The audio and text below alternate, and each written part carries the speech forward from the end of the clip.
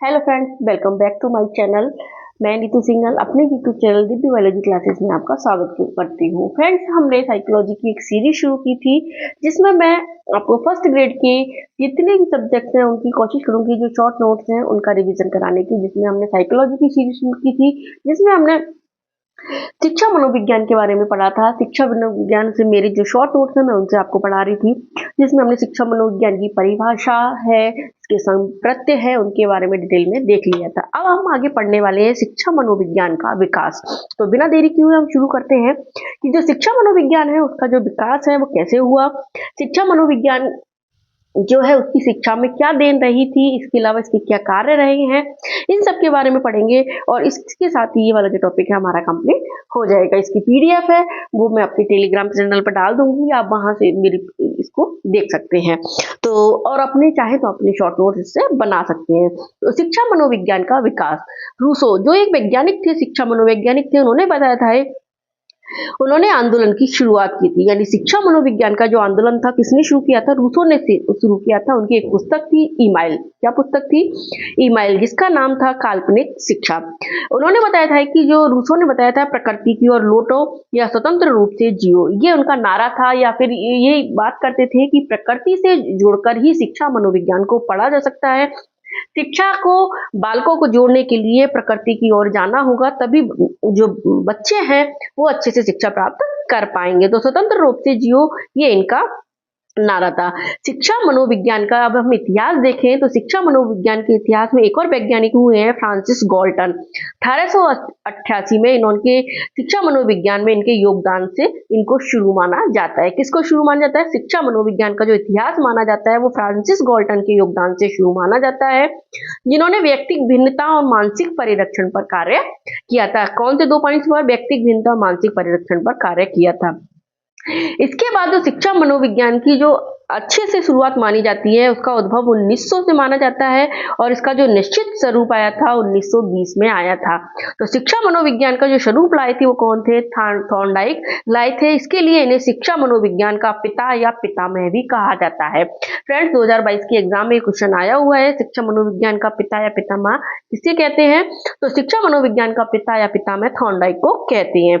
इसके अलावा प्रयोगात्मक स्वरूप था वो कैटल ने दिया था। विकास के जो सिद्धांत थे उनकी शुरुआत पेस्टोलॉजी ने की थी, और एक इसके अलावा शिक्षा मनोविज्ञान पर कार्य है वो हर्बर्ट पॉवेल ने भी किया था। तो शिक्षा मनोविज्ञान का विकास या इसका इतिहास है, ये मैंने आपको शॉर्ट फॉर्म में समझा दिया। अब है कि जो मनोविज्ञान है उसकी शिक्षा में क्या देन रही है। तो अगर हम ऐसे देखें तो हम अपने हिसाब से भी इसको समझ सकते हैं कि मनोविज्ञान और शिक्षा जब एक दूसरे से जुड़ जाती है तो बच्चे उसको अच्छे से समझ पाते हैं। तो सबसे पहले एक वैज्ञानिक हुए थे स्किनर। उन्होंने बताया था कि मनोविज्ञान शिक्षा का आधारभूत विज्ञान है। यानी स्किन है वो हमारा एक ढांचा होती है, तो मनोविज्ञान, स्किनर ने यही बताया था कि मनोविज्ञान शिक्षा का आधारभूत यानी बेसिक साइंस है। इसमें किस किस को महत्व दिया जाता है? मनोविज्ञान में बालक को महत्व दिया जाता है, बालक के व्यवहार के ज्ञान प्रदान किया जाता है, उसकी अवस्था को महत्व दिया जाता है, बालक की रुचि व मूल प्रवृत्ति को महत्व देना, आत्म अनुशासन को महत्व दिया जाता है, पाठ्य से आगामी गतिविधियों, ये सबसे ज्यादा इंपॉर्टेंट है, इस पे इनको इंपॉर्टेंस माना जाता है। यानी सर्वांगीण होलिस्टिक विकास बालक का जरूरी है, इसको महत्व दिया जाता है। निदानात्मक कार्य किए जाते हैं। अगर कोई बच्चा परेशान है, किसी उसके साथ कोई समस्या है तो निदानात्मक कार्य किए जाते हैं। जो खेल विधि है उसके द्वारा बच्चों को पढ़ाया जाता है ताकि बच्चे अच्छे से सीख जाएं। इसके अलावा पूर्व अनुभव के आधार पर ज्ञान का विकास किया जाता है। स्टाउट यानी स्टार्ट कैसे किया जाता है? स्टाउट मतलब स्टार्ट कैसे किया जाता है? पूर्व अनुभव के आधार पर, यानी पूर्व अनुभव के आधार पर ज्ञान का विकास किया जाता है, ये स्टाउट ने बताया था। और इसके अलावा एक और वैज्ञानिक हुए थे रायवन। इंपॉर्टेंट है, पूछा भी जा सकता है कई बार। इन्होंने ट्राई रिलेशनशिप या संबंध त्रय के बारे में बताया था। रायवन ने बताया था कि बालक और शिक्षक, बालक का समाज से और बालक का विषय, तीनों से संबंध होता है। यानी ट्राई रिलेशनशिप होती है।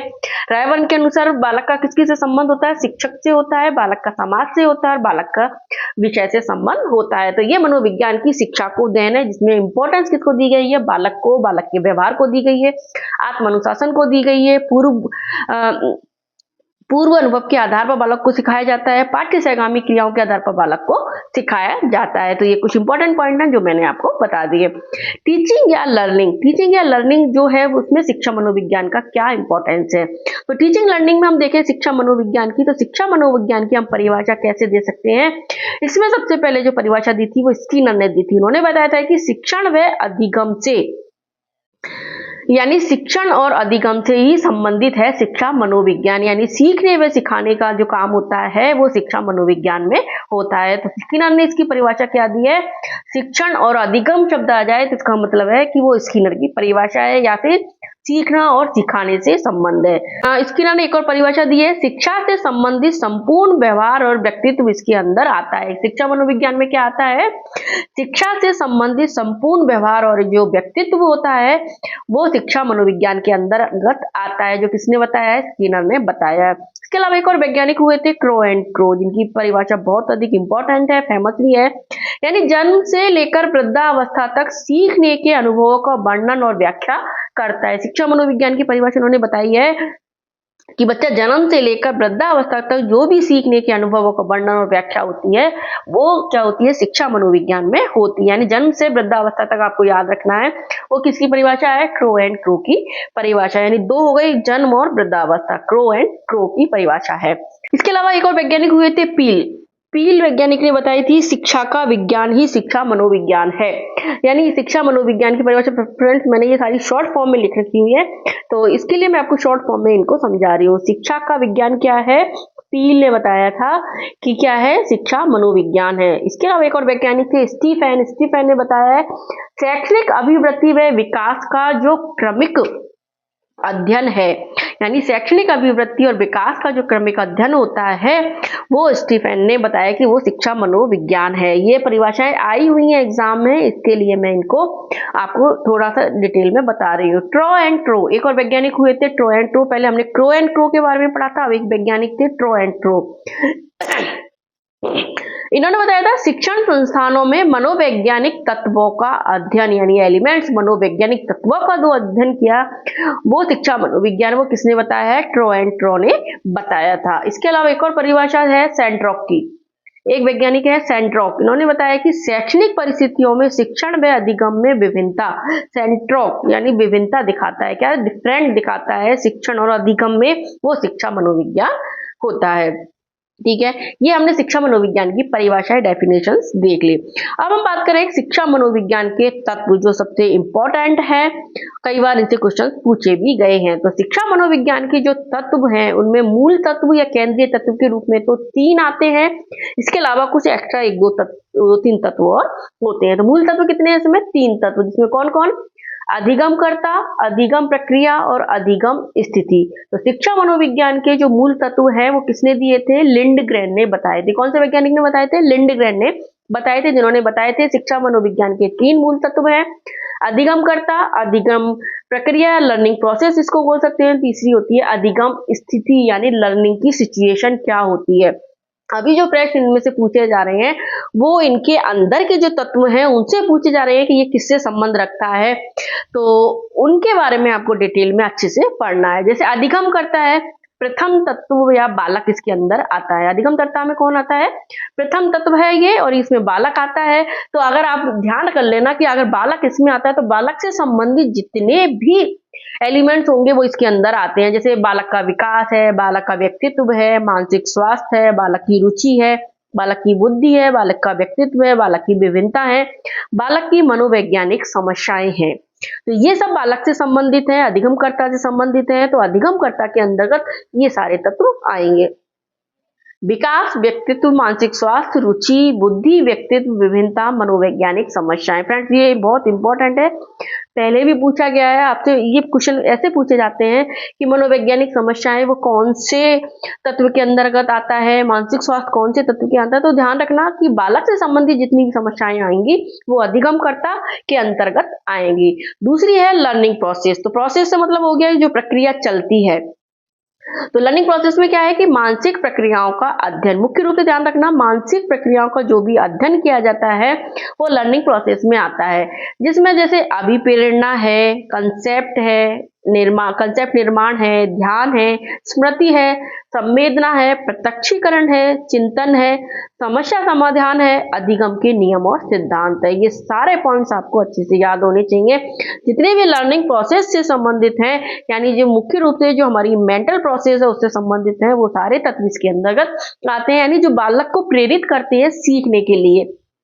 तो मानसिक प्रक्रिया का अध्ययन एक बार फिर बता देती हूँ। अभिप्रेरणा, बच्चा दिमाग से कंसेप्ट का निर्माण करता है, ध्यान करता है, स्मृति लाता है, उनकी संवेदना विकसित होती है, उससे वो प्रत्यक्षीकरण भी करता है, उससे उसमें चिंतन पैदा होता है, समस्या समाधान आता है, और अधिगम के नियम और सिद्धांत है वो सब इसके अंतर्गत आते हैं। तीसरा है जो मूल तत्व है वो अधिगम स्थिति होती है। तो ध्यान रखना, अधिगम यानी लर्निंग सिचुएशन से हम समझ गए कि जिस वातावरण में बालक सीखता है वो अधिगम स्थिति होती है। तो इसमें मुख्य रूप से आता है वातावरण। इसके अलावा शिक्षक अभिवृत्ति आती है, यानी शिक्षक का जो सिखाने का एटीट्यूड होता है, जिससे बच्चा इंटरेस्ट बढ़ता है उसका पढ़ने में, तो शिक्षक अभिवृत्ति है। शिक्षक का जो व्यवहार होता है, यानी शिक्षक से संबंधित जो भी जो प्रोसेस होती है वो इसके अंतर्गत होती है। शिक्षक का निर्देश है, परामर्श है, अनुशासन है, ये सारी जो प्रोसेस होती है वो अधिगम स्थिति के अंतर्गत आती है। ये बहुत इंपॉर्टेंट है शिक्षा मनोविज्ञान के तत्व, इनको आप अच्छे से याद कर लेना। इसके अलावा कुछ और तत्व भी दिए गए थे, जिसमें अधिगम अनुभव है, जिसके अंतर्गत विषय वस्तु है, शिक्षण विधियां, मूल्यांकन इसके तत्व हैं। लेकिन 3 तत्व इसके शिक्षा मनोविज्ञान के मुख्य तत्व हैं, जिनको आपको अच्छे से पढ़ना है। फॉर्म में आपको बता रहे हैं ताकि आपको लास्ट टाइम में आपको इजी रहेगा इनको रिवीजन करने में। आप इस तरह से इनको देख के अपने नोट्स बना लेना फ्रेंड्स, पढ़ के।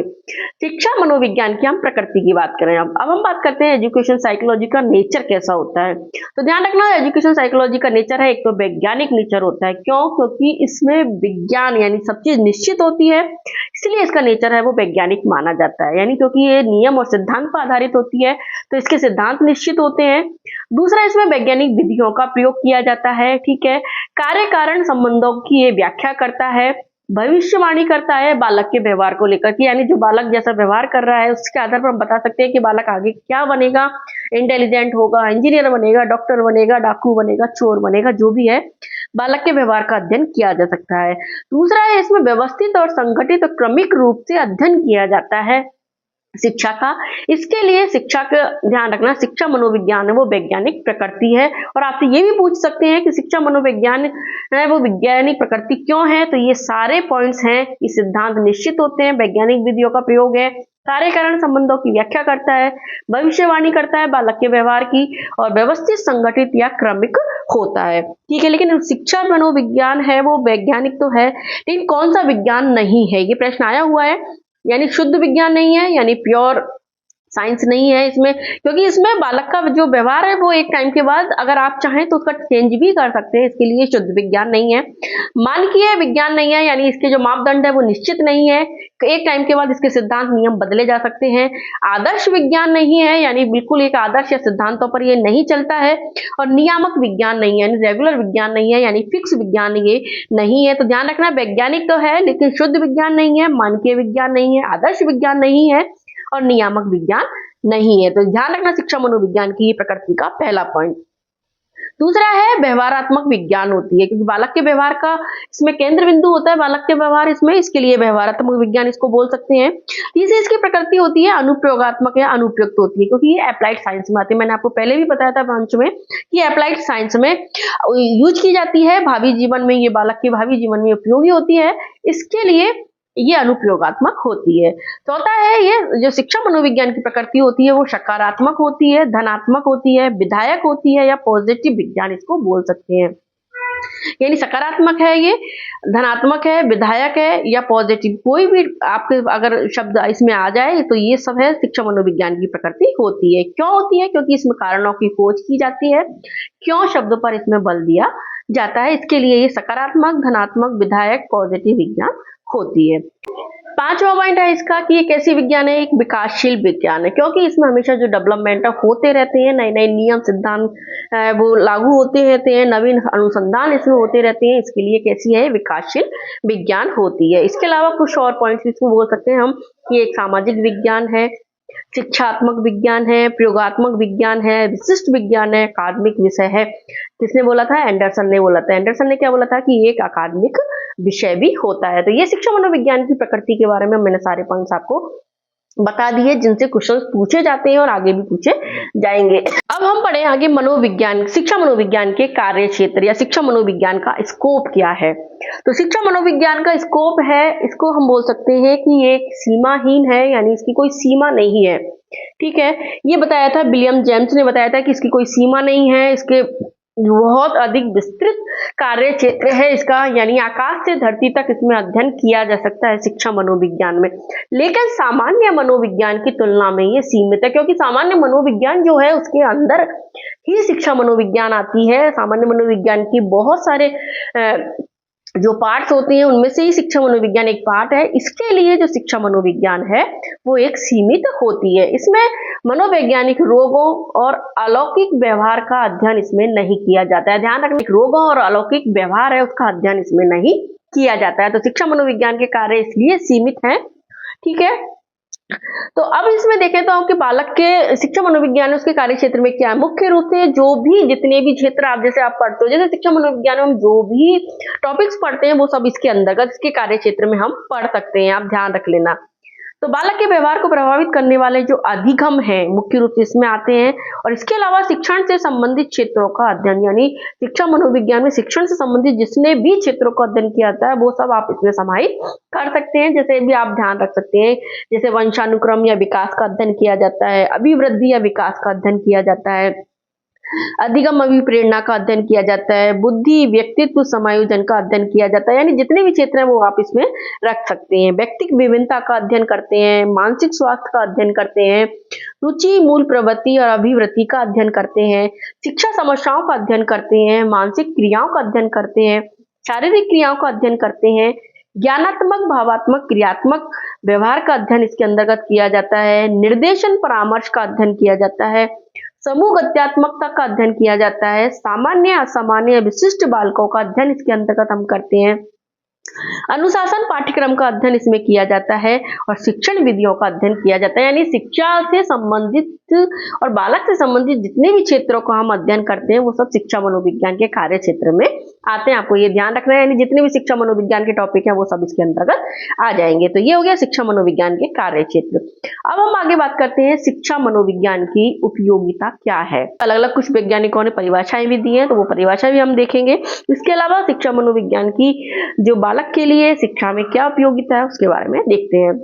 स्किनर ने शिक्षा मनोविज्ञान की बताया कि ये अध्यापक के लिए तैयारी की आधारशिला है शिक्षा मनोविज्ञान, यानी इसके लिए शिक्षा मनोविज्ञान जो बच्चों को पढ़ाता है उसकी तैयारी वो शिक्षा मनोविज्ञान के द्वारा कर सकता है। तो शिक्षा मनोविज्ञान अध्यापक के लिए बहुत अधिक इंपॉर्टेंट है, तैयारी की आधारशिला। ध्यान रखना, स्किनर की परिभाषा तैयारी की आधारशिला है। स्किनर की सभी परिभाषाएं बहुत इंपॉर्टेंट है, इनको रट लेना, अच्छे से लर्न कर लेना। मॉन्टेसरी ने बताया कि एक शिक्षक जितना अधिक प्रयोगात्मक मनोविज्ञान का ज्ञान होता है वह उतना ही अधिक जानता है और बच्चों को कैसे पढ़ाया जाए।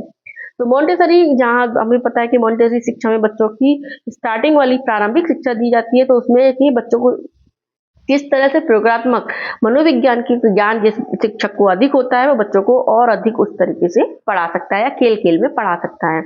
एक इंडियन शिक्षा मनोवैज्ञानिक हुए थे कुप्पूस्वामी, उन्होंने बताया था कि मनोविज्ञान शिक्षक को अनेक सिद्धांत व धारणाएं प्रदान करके उसकी उन्नति में योगदान देता है। कुप्पूस्वामी ने क्या बताया कि अनेक सिद्धांत और धारणाएं प्रदान करके उसकी उन्नति में योगदान देता है। कुप्पूस्वामी की परिभाषा है। काल सैनिक, ये इंपॉर्टेंट परिभाषा है काल सैनिक की।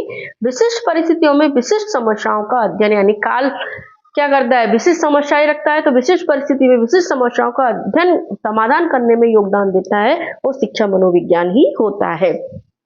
तो शिक्षा मनोविज्ञान की अब क्या उपयोगिता है। शिक्षा मनोविज्ञान की उपयोगिता है आत्मज्ञान में, यानी खुद का ज्ञान होता है, बालक विकास को जानने में कि बालक का विकास कैसे हम कर सकते हैं, वो शिक्षा आवश्यकता या समस्या को जानने में इसका उपयोग कर सकते हैं। यानी जितनी भी प्रॉब्लम्स होती हैं वो सब इसके अंतर्गत आती हैं, यानी बालक से रिलेटेड, हमारे शिक्षक से रिलेटेड, हमारी शिक्षा से रिलेटेड जितनी भी उपयोगिताएं वो सब इसमें आ जाएंगी। चरित्र निर्माण में शिक्षण को प्रभावशाली बनाने में, शिक्षण विधि चयन में, पाठ्यक्रम निर्माण में, यानी आप अपने व्यवहारिक ज्ञान से भी इसको अप्लाइड करके भी एक आप समझ सकते हैं। इनको एक दो बार पढ़ोगे अप्लाइड करके तो आपको समझ में आ जाएगा। अनुशासन, और आपको लर्न भी हो जाएंगे। अनुशासन में पाठ्य से आगामी क्रियाओं में, व्यवहार को जानने में, शैक्षिक लक्ष्य प्राप्त करने में, समय सारणी का निर्धारण करने में, व्यक्तिगत विभिन्नताओं को जानने में, शारीरिक क्रियाओं को जानने में, समस्याओं के समाधान में और सर्वांगीण विकास में शिक्षा मनोविज्ञान की उपयोगिता होती है। यानी जिससे शिक्षा का बालक का सर्वांगीण विकास होता है वो सब शिक्षा मनोविज्ञान की उपयोगिता है। जिसके अलावा पाठ्यक्रम निर्माण है, चरित्र निर्माण है, बच्चे से निर्माण है, स्कूल से रिलेटेड जितनी भी है वो सारी जो क्रियाएं हैं वो शिक्षा मनोविज्ञान की उपयोगिता है। मनोविज्ञान की विधियां कौन कौन सी हैं? तो शिक्षा मनोविज्ञान की दो टाइप की विधियां होती हैं, एक सब्जेक्टिव होती है, दूसरी ऑब्जेक्टिव विधियां होती हैं। सब्जेक्टिव को हम परिमाणात्मक या आत्मनिष्ठ विधियां भी कहते हैं, जिसके अंतर्गत मुख्य रूप से आत्मनिरीक्षण या अंतर्निरीक्षण विधि आती है। दूसरी एक विधि और थी गाधा विधि, उसका भी वर्णन इसमें किया जाता है। तो आत्मनिरीक्षण या अंतर्निरीक्षण थोड़ी इंपॉर्टेंट है। ये विलियम वुंट या टिचेनर ने दी थी। किसने दी थी? विलियम वुंट या टिचेनर ने दी थी। इसको सबसे पहली प्राचीन या संरचनावादी विधि माना जाता है। जैसे ही नाम से पता चल रहा है, आत्मनिरीक्षण किया जाता है। अंतर्निरीक्षण यानी मैं मेरा ऑब्जर्वेशन कर रहा हूँ, यानी आप अपना ऑब्जर्वेशन कैसे करते हैं वो उन्होंने बताया था। तो श्रम के द्वारा श्रम का निरीक्षण करना ही आत्मनिरीक्षण होता है, ये इस विधि में बताया गया है। लेकिन ये विधि वैज्ञानिक नहीं है, क्योंकि हम अपना आकलन है वो अपने तरीके से करते हैं, उसमें कोई नियम सिद्धांत नहीं होते हैं, कोई फिक्स प्रिंसिपल्स नहीं होते हैं, इसके लिए वैज्ञानिक विधि नहीं है। इसके अलावा एक और विधि है जो कि सब्जेक्टिव है, कुछ निर्धारित बिंदुओं के आधार पर अपनी जीवन कथा लिखना। यानी जो बायोग्राफी, ऑटोबायोग्राफी लिखते हैं, जो कुछ लीडर्स वगैरह हैं या फिर कोई भी राइटर्स हैं, वो गाथा विधि वर्णन कहलाता है। इंपॉर्टेंट है गुणात्मक या वस्तुनिष्ठ ऑब्जेक्टिव विधि, जो कि अधिकांश से इसकी विधियां हैं वो वैज्ञानिक होती हैं, क्योंकि इसमें दूसरों के द्वारा निरीक्षण किया जाता है, इसके लिए विधि थोड़ी सी वैज्ञानिक होती है। पहला है इसमें निरीक्षण विधि, जिसको किसने दिया था? वॉटसन ने दिया था, जिसको मूल विधि भी बोला जाता है ऑब्जेक्टिव की, जिसमें व्यक्ति का जैसे स्वाभाविक, सहभागी और अस्वाभाविक के आधार पर निरीक्षण किया जाता है, जिसमें सबसे बेस्ट निरीक्षण स्वाभाविक होता है। ये मुख्य रूप से बालक, पागल या जानवरों का अध्ययन करने में उपयोगी है। निरीक्षण विधि कौन सी, किसका अध्ययन करते हैं इसमें? या तो हम बालकों का करते हैं, पागलों का या जानवरों का अध्ययन करने में उपयोगी विधि है। दूसरी विधि है प्रयोगात्मक विधि। इतना ही आपको ध्यान रखना है बस, क्योंकि पूछा जाएगा तो इतना ही पूछा जाता है। प्रयोगात्मक विधि है ये जो विलियम वुंट ने दी थी। इसका प्रारंभ समस्या से होता है, क्योंकि प्रयोग हमेशा समस्या से शुरू होते हैं, तो इसका समस्या से शुरू होती है। उद्दीपक अनुक्रिया के मध्य संबंधों को नियंत्रित परिस्थितियों में अध्ययन किया जाता है। यानी इसमें मुख्य रूप से उद्दीपन और अनुक्रिया दोनों का जो अध्ययन है संबंध, यानी जैसे ही कोई उद्दीपन प्रभावित करता है किसी व्यक्ति को तो उसकी प्रति अनुक्रिया होती है, तो इसके मध्य संबंधों का जो नियंत्रित परिस्थितियों में अध्ययन होता है वो प्रयोगात्मक विधि में किया जाता है। कार्य कारण के संबंधों का अध्ययन किया जाता है। स्वतंत्र, आश्रित और जैविक चरों का अध्ययन इसमें किया जाता है। इन तीनों प्रकार के जो चर होते हैं, स्वतंत्र होते हैं, आश्रित होते हैं और जैविक चर होते हैं, उनका अध्ययन इसमें किया जाता है। तीसरी इंपॉर्टेंट विधि है व्यक्ति इतिहास, केस स्टडी, जिसको टाइडमैन ने दिया था। और ये एक नैदानिक विधि भी है, जिसमें किसी भी व्यक्ति के बारे में अगर किसी में कोई समस्या है, बालक है चाहे जानवर है, तो उसका गहन अध्ययन किया जाता है। और मुख्य रूप से ये विशिष्ट बच्चों के लिए उपयोगी होती है, जैसे प्रतिभाशाली बच्चे हैं, मंद बुद्धि हैं, पिछड़े बालक है, अपराधी बालक है, इन सब का अध्ययन करने के लिए कौन सी विधि इंपॉर्टेंट है? केस स्टडी, जिसे टाइडमैन ने दिया था। और विधि है प्रश्नावली विधि। प्रश्नावली विधि जिसका मूल प्रतिपादक तो सुकरात माना जाता है, लेकिन इसका प्रयोग किसने किया था? वुडवर्थ ने किया था। किसने? वुडवर्थ ने किया था, जिसको हम कागज पेंसिल विधि भी कहते हैं। कौन सी विधि? कागज पेंसिल विधि, जिसमें खुली प्रश्नावली, बंद प्रश्नावली, चित्रित प्रश्नावली और मिश्रित जो है 4 तरह की जो टॉपिक्स है इसमें दिए जाते हैं। खुली प्रश्नावली में हम अपनी राय दे सकते हैं, बता सकते हैं। बंद प्रश्नावली में हाँ ना में उत्तर देते हैं। चित्रित में चित्रों का प्रयोग किया जाता है और मिश्रित में तीनों विधियों का मिला जुला रूप होता है। क्या होता है? तीनों विधियों का जो मिला जुला रूप इसमें होता है। इसके अलावा विकासात्मक विधि, इन विधियों के बारे में हम आगे डिटेल में भी पढ़ेंगे। विकासात्मक विधि जिसे पियाजे ने दिया था, जिसमें विभिन्न अवस्थाओं का अध्ययन किया था, जो बहुत इंपॉर्टेंट है। जब हम विकास पढ़ेंगे उसमें इसको डिटेल में पढ़ेंगे। विभेदात्मक विधि है जो कि केटल ने दी थी, जिन्होंने व्यक्तिक विभिन्नताओं का अध्ययन किया था, जिन्हें कहते हैं ना व्यक्तिक विभिन्नताओं के लिए एक जनक भी इनको माना जाता है। तो व्यक्तिक विभिन्नताओं को पीएफ 16 जो दिया था वो केटल ने ही दिया था। मनोविश्लेषणात्मक विधि जो सब जानते हैं किसने दी थी, फ्रायड ने दी थी, और जिसने अचेतन मन का इसमें अध्ययन किया था। बहुत ही इंपॉर्टेंट विधि मानी जाती है। इसमें स्वतंत्र साहचर्य विधि और स्वप्न विश्लेषण दोनों विधियों का अध्ययन किया जाता है। इसके अलावा एक और विधि है समाजमिति विधि, JL मोरेनो ने दी थी।